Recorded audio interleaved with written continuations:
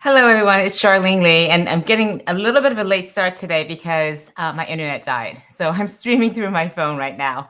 So hopefully, fingers crossed, everything works. So today I'm going to be talking about the future of HR or the future of the people function because I really don't like that phrase HR, human resource, because it harkens back to the day when people thought of people as assets. And we always like to say that people are our most important and most valuable assets. But I don't know about you, but I don't like to be thought of as an asset or a resource or a cog in the wheel of the organization. So, how do we think about HR, as we call it today, that function in a very different way? So, I thought I'd just go back into a little bit of history to say, what is it about HR that has evolved over time to get to where we are? And historically, HR was all about managing the risk that an asset like people could pose to the organization. And there are various risks, like you don't have enough people. Many organizations are realizing this today, in that we don't have enough people. We can't find the people. People just don't want to come back to work in the environments that we can offer. And who can blame them? Which is what we saw with the Great Resignation last year. And so this risk of not having the right people leads to HR's biggest function is to recruit, train, and retain the people who are going to do the actual work. But there were other risks too as well. You want to make sure that this asset doesn't cost you too much. So part of HR may be to make sure that people don't necessarily are advocating all the time for higher wages, organized labor, for example, organized action. And there's also the risk of legal risk or reputational risk that comes from people acting inappropriately or saying things they shouldn't be saying. So there's a lot of issues when it comes to having people in the organization that HR as a function is needed to be able to manage, to optimize, to make sure that everything is running right. But this leads to a couple of problems. First of all, the function of HR is oftentimes seen as something that's operational, it's tactical. We set the strategy up here as the C suite, as the board. And then HR is one of the functions that goes and executes on that strategy. And you need people to be there.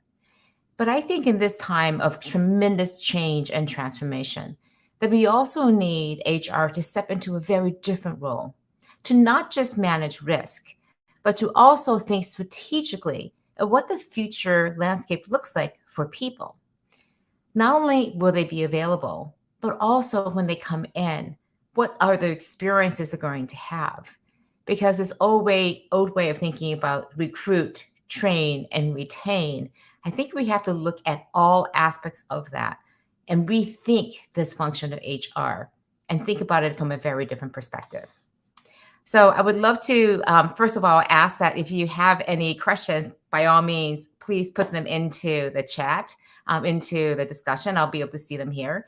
But I'd also like you to share how you are transforming or changing your HR/people function. What have you been doing differently over the past few years? What are the things that you feel need to change about HR? And I would love to hear your perspectives on where you think this people function is moving into the future. So I have a couple ideas which I want to share.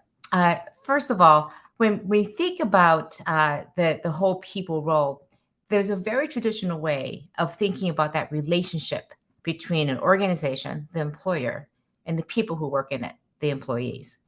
The typical way is you come into an organization, you come in excited to do a job, to have an impact, to make a contribution. And you go into this job that has very clear job descriptions. And basically, that's what you have to do. Keep your eyes focused on that job, execute on that job. And the tacit relationship is you do your job, you get a paycheck. But I think the pandemic has taught us something very different. We really want to have a connection to a purpose. And we also want to know that we're having an impact. And very importantly, I'm also being very well aware now that I'm no longer going to be working at this company that I'm excited to join for the next 20, 30, 40 years for my entire career. That whole idea of lifetime, lifelong employment is completely gone, I would say. So instead, we're thinking, what am I going to do to get the most out of this job? And that's a different type of relationship now. It's no longer just me coming and doing that job. What are the skills? What are the things I'm learning, the experiences I'm building for my next job, which may and hopefully will be at this company, but it may be someplace else. And so this creates something what I call is called agency. This idea that the employee, the person, has agency and control over the outcomes of their career. They're no longer completely at the mercy of the employer to decide what happens in their future career. And this idea is that your job, your career belongs to you. It belongs to me. So I need to be fully invested in the idea of actually developing it and becoming an owner and contributor to that. It's also saying that the company may have started with this job description, but I may see new and different ways of how I can contribute to the organization. Because I understand the strategy, our purpose, our goals, I can think bigger than beyond just my job. I have this agency, this permission to think about how I can contribute, take all of my talents and my skills and my passions to make this possible. So this requires a level of autonomy, and every single person has a different comfort level with this. And this is where it gets tough for organizations, and especially for the HR department. We write a job description. We make it so that everyone in that job, in that role, does the same job. But the reality is every person's going to be looking at it and approaching it differently. So how do we scale that in HR? How do we think about this in a very different way? So I think the future of HR, especially in the space of employee agency, employee power, empowerment, is that we're going to have to think about a much more nuanced relationship with our employees, really redefining what that looks like. Instead of command and control or hierarchical information flowing down and up through this chain of command, how do we think in a much more collaborative way that takes into account the many different ways that people can contribute, even within the same role? How do we develop agency in people so that they take on the ability to have the responsibility for their jobs, but also for the outcomes? And this isn't being able to go off and do anything you want. That's not what this is about. This is really about having that dialogue now between two people, the manager and the employee, to say, how do we make the best of all of this? But the key is that the employee now has a voice, has a choice, has agency in that relationship. So the first area of the future of HR, I believe, is really this whole idea of agency. The second one is to think about how we think about training. Oftentimes, training in a company is related to a very specific function or a job or a skill. And as you are looking out across the landscape, you're seeing things change so much. We may have new skills coming on board. We saw it with data and analytics, with AI, with collaboration. Even just being able to use Zoom is a skill that we all had to develop very, very quickly 2 years ago.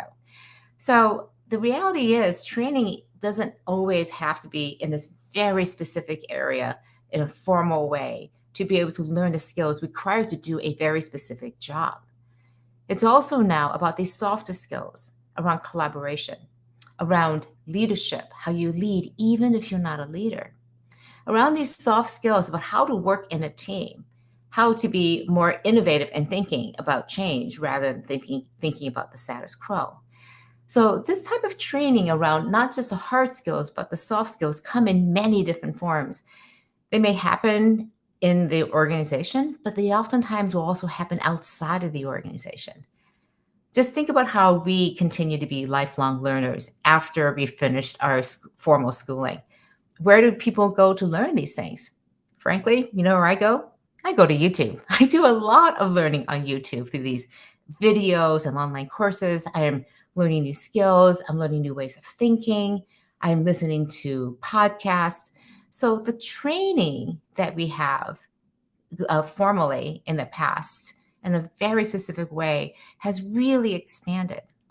And so the future, I believe, is really about how do we think about training in a much more holistic way as an HR function?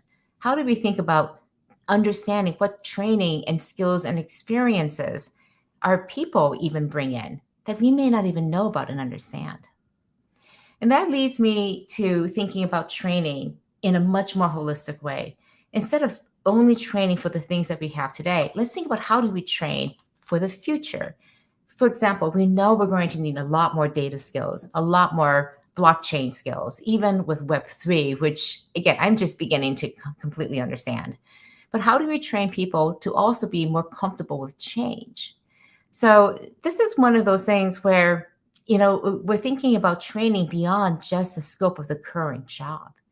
We're thinking about how do we increase the value of the human ecosystem, not just the business ecosystem, because we know that even those skills may help today, but will help tremendously in the future as well.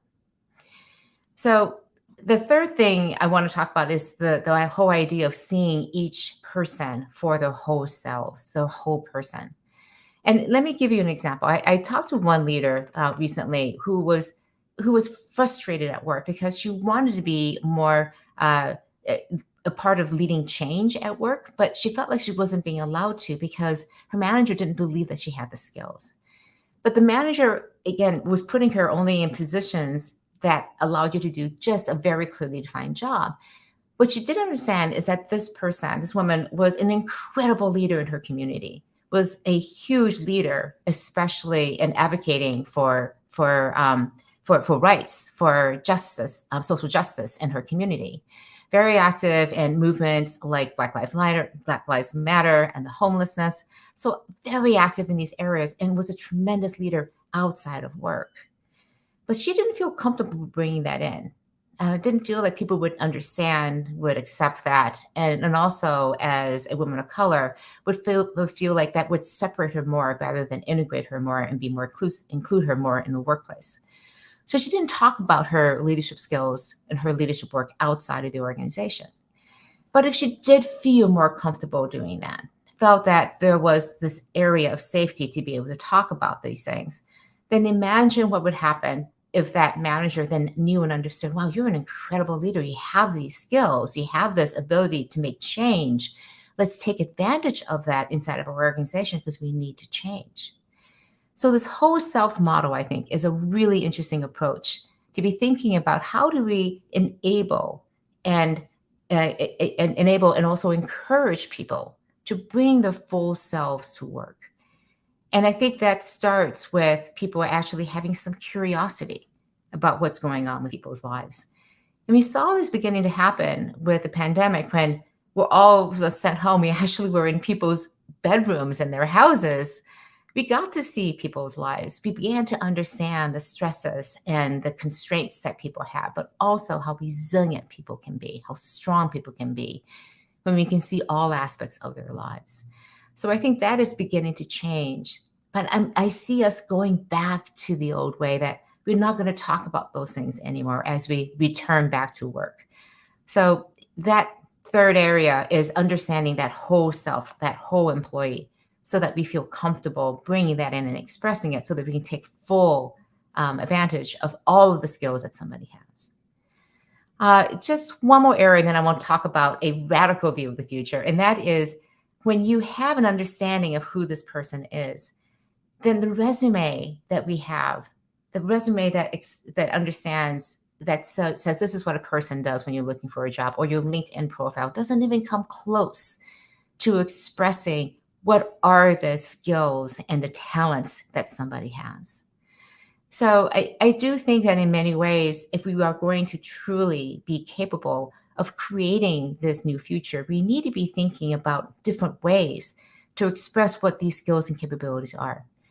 For example, we all do side projects, side of the desk projects at work. We work on a committee. We may take on a volunteer to help organize something in the workplace, if you're in a retail area, for example. But we all do these extra things that transcend what's on our actual job description. And being able to capture those things, that you're a self-starter, that you are a natural leader, that you run towards change, or that you're much more comfortable with optimizing the existing status quo. Understanding what you are really good at, what your strengths are, capturing those things is a really important part of your resume, of your background, of your entire list of all the things that you're good at. So I do think that this resume of the future, this list of credentials, isn't just about where you worked and the job description of the things that you did and accomplished. It's also these skills, these interests, these passions that a person brings to really understand what's the best way to really maximize that human potential. So, and the last thing is, when you have that kind of resume, when it's actually something that can transcend organizations, when it's something really truly controlled by somebody, they can then create opportunity marketplaces. This can be inside an organization, but it can also be outside of the organization. It could be across organizations. I know a group of retailers who will trade and expand and trade and share resumes, pool the resumes. So you may get one that's a great resume, but you don't have an opening. You'll make that available to other retailers who will do the same for you, and you're creating an opportunity marketplace within a very specific industry, for example. So these are the types of things that I think are important to understand. And let me give you one other example of how the future of work could really play out. And there's one organization called the Velocity Network that's created by the Velocity Network Foundation. And their idea is to create a system of the Internet of Careers, is what they call it.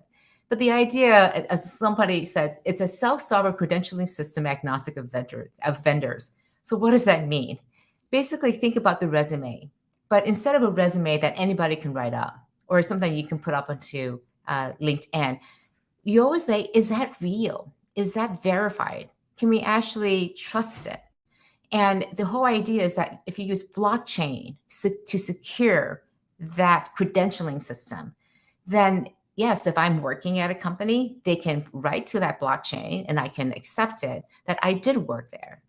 And you can also put into that credentialing system my experiences, the skills, the projects that I worked on, the recommendations and the kudos, and it's all credentialed.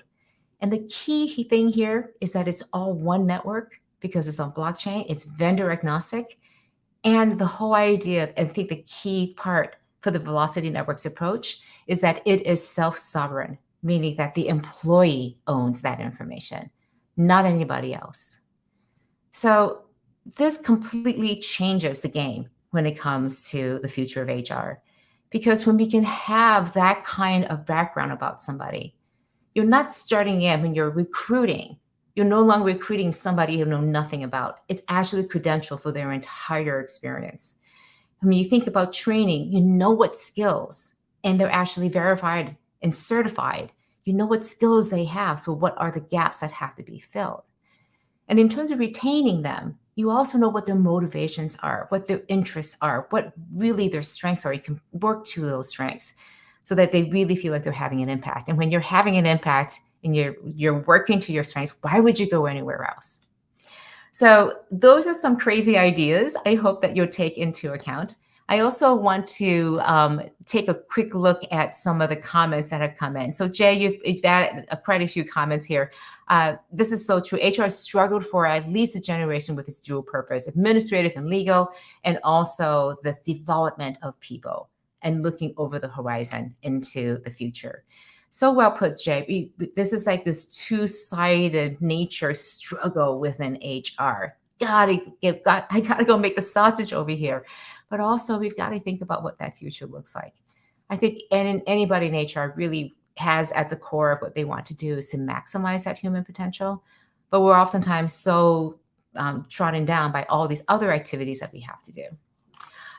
We also have some other comments from Jay. What does HR represent? Is it the company, the leadership, and the people? I think it's all of that. The HR function is a very specific group and department, but everybody is involved in people because people is what allows us all to be able to actually do these jobs.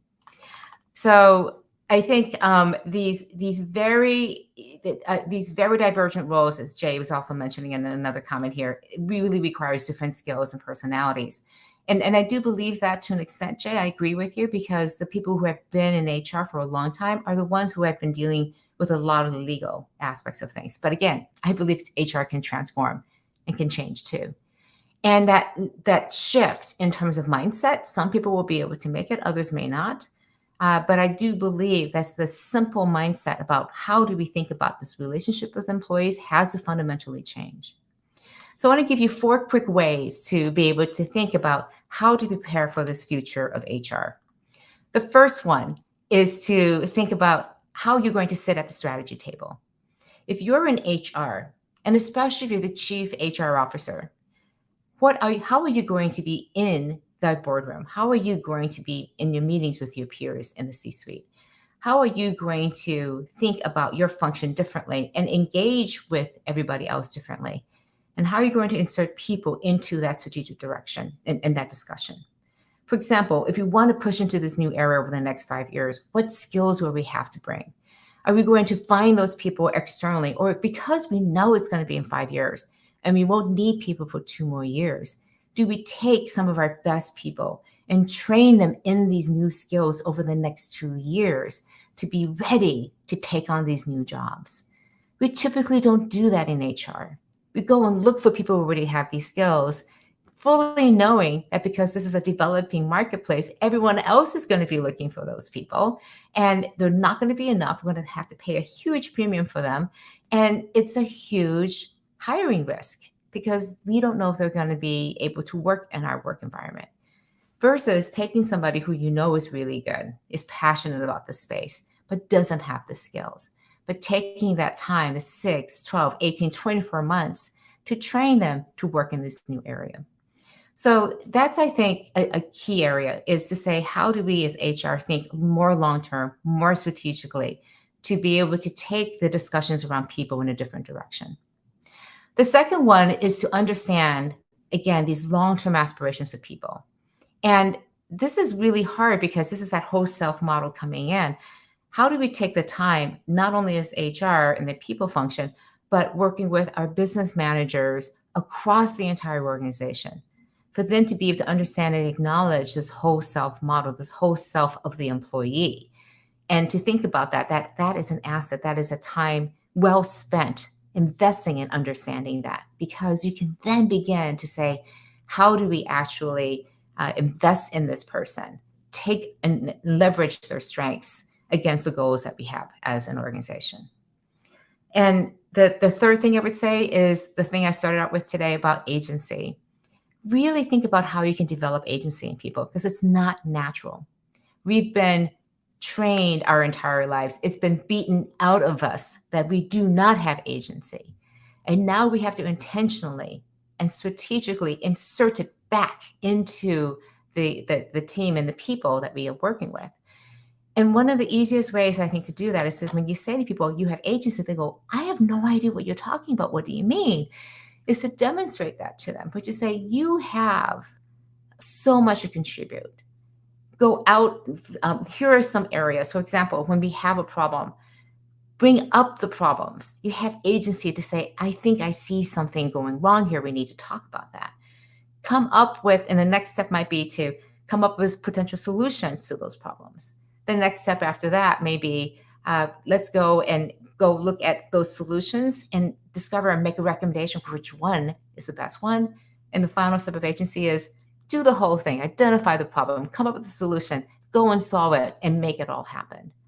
You don't need to ask for permission because you already have that power to make these things happen. So that takes time. That takes a lot of skill, a lot of ability to create that sense of agency, to reinstill it in people's lives. And I think the fourth thing is it's really important to acknowledge that people are not going to be at the company forever. There's a wonderful book that was written quite a few years ago called The Alliance. It was written by Reid Hoffman, who's one of the founders of LinkedIn, and Chris Ye, who's a dear friend. And it's a wonderful book because they talk about this alliance between the organization and the people in it. And one of the most interesting interesting ideas in there is that of a tour of duty. That when you join a company, you're signing up for a tour of duty of 2 years, for example, that you're going to be in this job And as we get closer to that end of the job, about 18, 24 months, let's say, because it takes about that long to get comfortable, learn it, and to really master it. Then you sit down and say, so, do you want to continue in this job? Do you want to do something different? Are you going to leave the company now? But we're going to have a discussion and talk about what the next step is going to be.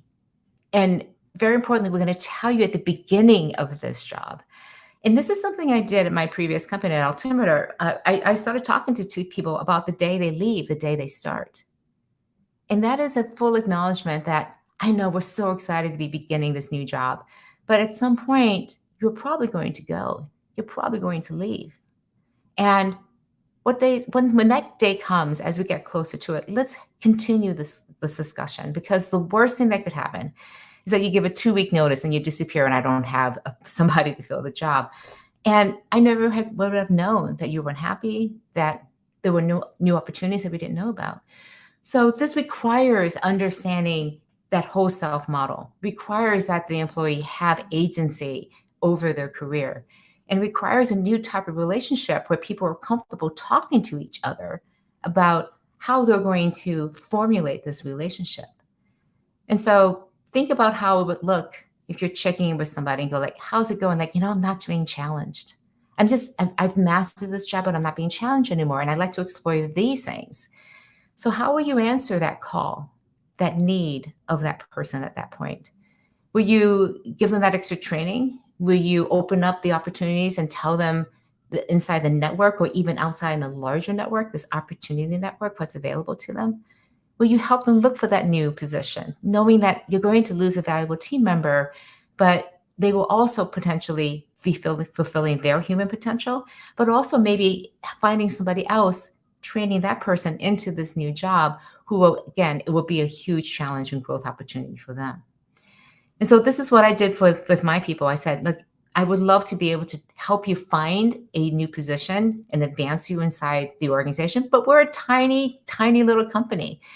And so while I would love to be able to do that, I may not be able to. But here's my promise.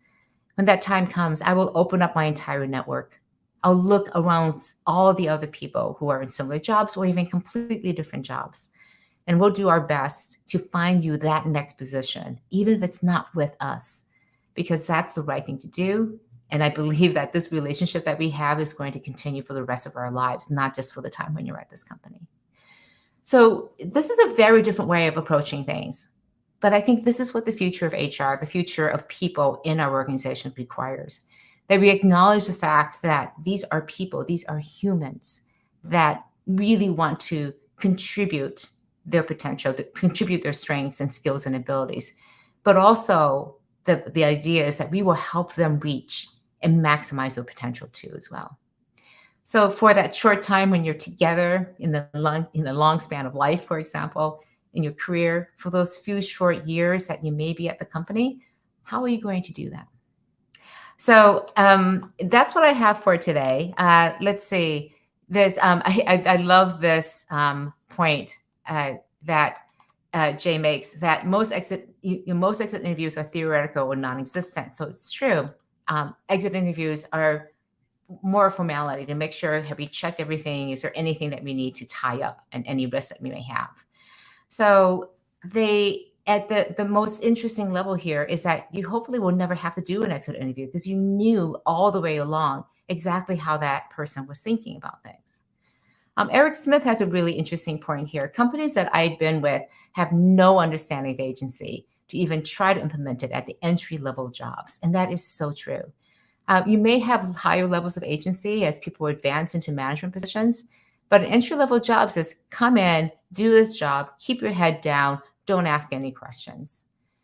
And if you think about even in frontline jobs where you have a Kanban, for example, or you're using Agile, where people are encouraged, hey, if you see something wrong on the manufacturing line, if you see something wrong in a hospitality job, raise your hand and say something about it. But maybe there isn't something wrong. Maybe it's just a little bit of a tweak, or maybe I just don't feel comfortable with whatever situation that's in. Do I have permission to raise that? And oftentimes we just say, no, just put your head down and put up with it. So I think this is a key reason why so many people are saying there's got to be something better. And I think the future of HR is right now and today where we really have to think about that. And I also have just want to say and acknowledge that some people are saying, congrats on my new job. I just announced, thank you, Jay, so much, Jay Bryant, for acknowledging that. I just announced yesterday that I will be starting a new position. So this is all very fresh and new for me. And I'll be starting a new job as a Chief Research Officer at PA Consulting. And a key reason why I decided to join is because I had these kinds of discussions with the CEO as I began the job. And because he knows me so well, he was able to appeal to the whole self about all the things that I could bring to the table. He knew what buttons that were really important to me and the kind of impact I wanted to have. But we also talked about what life would look like after I left PA. And we were he was very supportive and transparent about the fact that, I have this brand, I have my live streams and my podcasts and the content that I deliver, and really fully supported that and wanted me to make sure I continue that so I would have that if and whenever I decided to leave PA and continue to work. So that kind of conversation, that kind of thoughtfulness into thinking about the whole self, that ability to acknowledge that there's agency and to understand that, this is not my forever job. I may be there for a year, I may be there for 10 or 20 years, but whichever way it is, there's this acknowledgement that there's many things going on in my life. And how can we maximize the time and maximize the potential of what I can contribute at the time when I'm going to be at PA? So that's what I have to share for today. I just added that sort of personal anecdote of my own experience walking into a job with high hopes, a lot of enthusiasm. I know fully that I'm walking into a honeymoon period here, but also just the fact that so many of the conversations I've had within the company gives me hope that this is an organization that understands many of these fundamentals of how this function around people needs to just be transformed and changed. So that's what I have for today. I just want to check and see if there are any other comments. Okay, I think we're good on that. And so I'm not going to be doing a stream next week. I'm taking the week off. So join me 2 weeks from today on March 29th, and we'll be discussing how to maintain balance when things get messy. I don't know about you, but life has been really, really a lot of change for me. I recently wrote about this. I've moved, I'm starting a new job. So many things are happening. My house is a mess. So how do you maintain balance? How do you maintain harmony in the midst of so many things changing? So we'll talk about some of the best practices around that, but also how you can apply these best practices to not only yourself, but also to your organization. So thank you so much for joining and listening today. I will see you in about 2 weeks, in exactly 2 weeks, and we'll talk again then. Thank you so much and have a great time. Bye-bye.